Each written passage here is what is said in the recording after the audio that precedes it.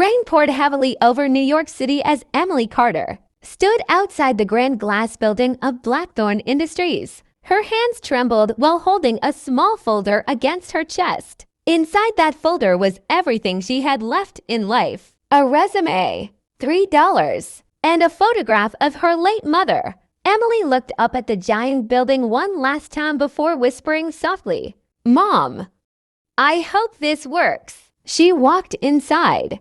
The lobby was filled with wealthy businessmen, expensive perfume, and cold faces that barely noticed her existence. Her simple black dress and worn shoes made her feel invisible. The receptionist glanced at her appearance and sighed impatiently. "Interview applicants are on the 27th floor."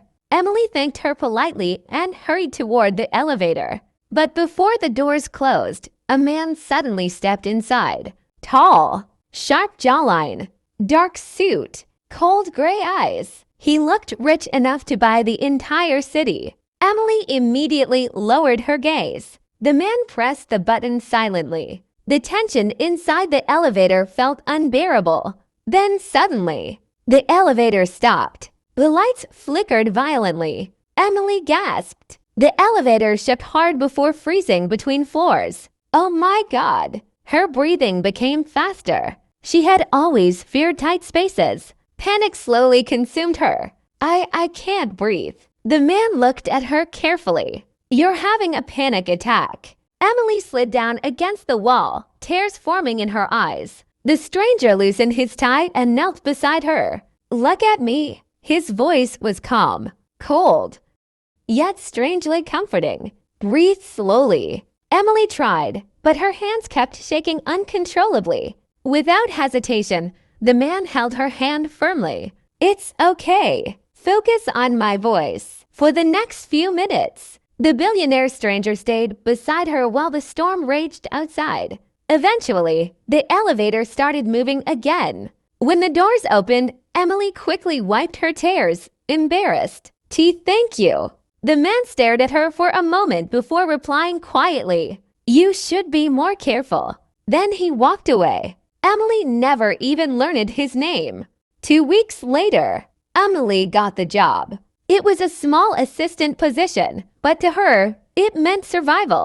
Every night she worked overtime quietly, while others mocked her cheap clothes and shy personality. But one thing terrified everyone in the company: the CEO, Ethan Blackthorn, the youngest billionaire in New York. Cold, untouchable, emotionless. Employees called him the man without a heart. Emily had never seen him before, until one rainy evening. She entered the executive office carrying documents and froze. It was him, the man from the elevator.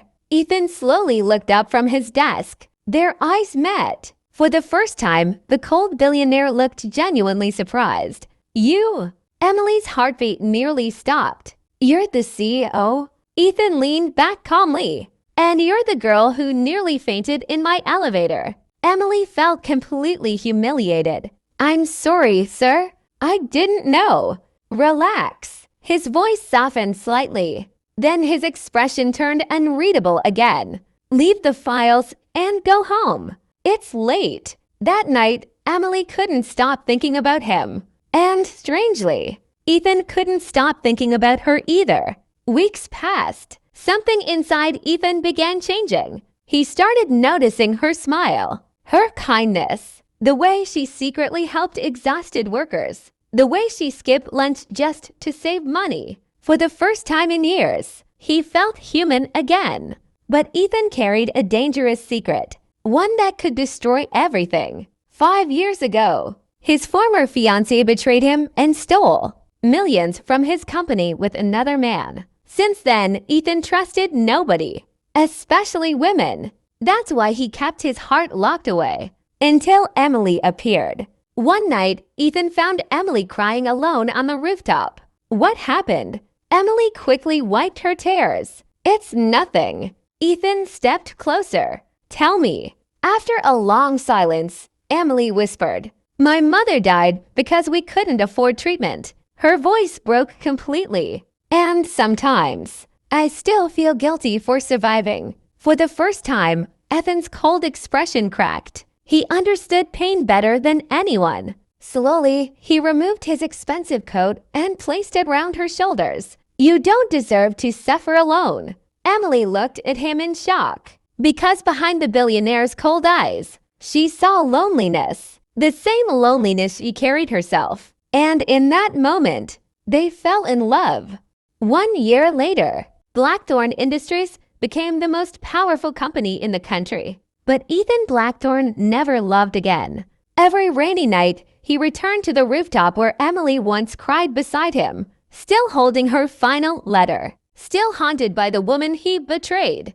And somewhere beneath the city lights, the billionaire who had everything realized the truth too late. Money can buy power, but never a second chance.